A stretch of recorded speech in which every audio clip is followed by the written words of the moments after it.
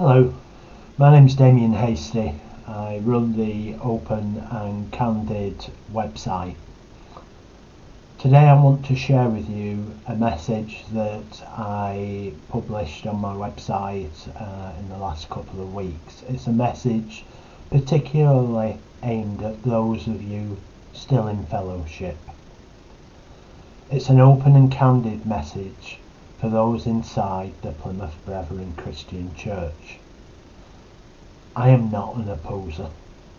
I actually don't believe that opposers exist. I have no connection, no history with the Brethren. And this is my open appeal to all of those of you who are stuck in the cult of Bruce D. Hales.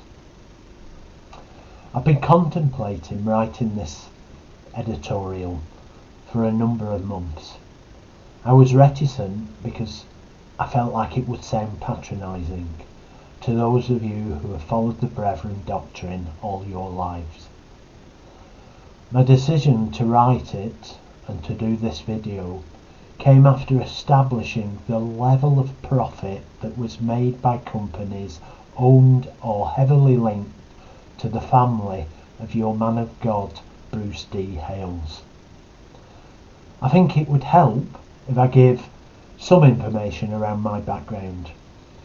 In May 2020, I started looking at contracts being awarded by the UK government to understand where taxpayer money was being spent. And at that point, I admit, I'd never even heard of the Plymouth Brethren. I don't live in an area where you have a community, and it was only due to a number of contracts being awarded to companies run by brothers in fellowship that my research into the Brethren began. At first, I had some admiration for the community that appeared to have been created and how it operated. Though the further I researched, the more obvious it became that the church you belong to is nothing more than a cartel operated by the Hales family and a number of their closest allies, and they are doing it purely for personal gain. As an outsider or a worldie, I found it difficult to understand how those of you in fellowship couldn't see the level of coercion that is so clearly evident. And it was only really when I understood that you've been brought up since birth to see people like me as opposers or somebody that works for the devil. And I think the use of opposer is literally a tool, a very powerful tool that Bruce Hales particularly uses. It's in his armoury. He calls people opposers. Anybody that challenges Bruce D. Hales or the Hales family, not the Brethren, the Hales family is an opposer. So whenever somebody shines that torch into your closed Brethren sect, they are simply dismissed as an opposer. I also understand why it must be so difficult for you to escape, to be separated from or to be excommunicated, to risk losing your home, your job, and most importantly, risk losing your family. I get that for some of you in fellowship, there's even a comfort, a protection of being part of something bigger. But I find it really sad that you're provided with information that is just blatantly wrong. The world outside fellowship is not the world of the devil. It's just the world. Most people outside fellowship are no different from you. They're good people. They want the best for their families. They want to succeed and live good, honest Christian lives. Yes, there are some bad people, but it's no different inside fellowship. You've had sexual abusers, you've had murderers, drunk drivers, all within your own communities. The outside world's no different. I speak to your family members, those family members that have left fellowship. There are many of them that have gone on to build very successful Christian, honest and good lives outside of fellowship. There are some that struggle to cope with the loss of contact with you, their families inside. There's a mix of views around the way forward and how we can change things. But I also see some real empathy for you, and I see some anger at the treatment by Hales and his cronies. They're not opposers, not of you, but they certainly do oppose how Bruce Hales has complete coercive control over you inside. A lot of my work is around openness and transparency. It's clear to me that you're not privileged to that basic freedom.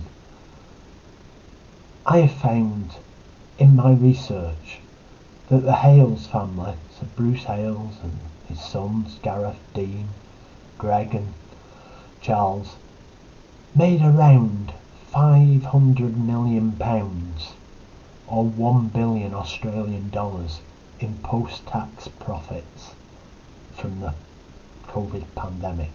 I'll repeat that, they made after tax £500 million or $1 billion Australian dollars in profit after tax. I also then saw that at the very same time that they're making them profits, they were using the UBT Strive seminars to get you to fund the ecosystem to the tune of £250 million or 500 million Australian dollars. This funding would enable the profits to run One School Global and your wider system without the need for the constant appeals for funds. But I have to question, and surely you do too, is how hypocritical it is to ask for them funds when they clearly, the Hales family could have covered the required amount from their own personal gains. But they'd only do that if they were true Christians. One question I often ask myself is, what happens next? How would the Plymouth Brethren survive if you all split from the Bruce Hales commercial system? It just would. You're good people. Many of you run good, successful businesses that could support your local community. I think many of you would thrive. That you could live in line again with the true doctrine of John Nelson Darby. The Hales doctrine of commercialisation isn't in line with any God or anyone else other than corporate greed. It's simply a doctrine of commercialisation, and he uses the coercive tactics of your religious doctrine to make you all toe the line. I believe that you could flourish, and that many of the made-up rules that have been introduced to exert control during the last 60 years could be ended. There shouldn't be a need for you to separate from families outside of fellowship. And you should be able to serve as doctors, nurses, police, lawyers, and even attend university. You simply do not need to be a servant to Bruce D. Hales and his acolytes. I've heard recently that Bruce D. Hales talks about it being a testing time, with opposers fighting to destroy fellowship. With the Australian Tax Office ATO raids and the tax investigation of UBT, the brothers out of fellowship that are exposing the truth, the Get a Life podcast, all these things are real challenges to Mr. Hales. But the thing is, they're not aimed at you. They're not aimed at you, good brothers and sisters, but purely at the fake man of God, Mr. Hales. He is the man that has commercialised the Plymouth Brethren doctrine for his own personal gain. I hope and I pray for the future of the Plymouth Brethren Christian Church and that you all stand up and oppose the devil that has been able to place himself as your man of God. Don't be frightened. Your family outside is willing you to end the reign of the Hales family and return to the doctrine of John Nelson Darby and the true Plymouth Brethren. One where your religious beliefs can be at the forefront of what really is the Plymouth Brethren, and not one where big houses, flash cars, schooling, shopping and business have all been commercialised, and certainly not one where you are forced to volunteer for the PR charity the Rapid Relief Team or for Campus & Co. Volunteering to support charities is a good thing, but it should be done through choice. And finally, a reminder that the word of opposers is a tool for Mr. Bruce. He will use that to convince you that he is a real man of God. A true man of God actually wouldn't do that. Wouldn't see opposers.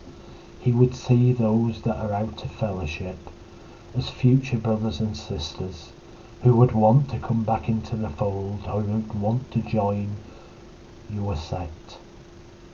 But currently, no one would knowingly want to join under his coercive control.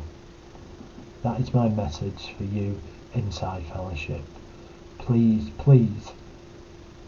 think about the commercialisation of the system that you now live in, day out. And I thank you all for listening. Thank you.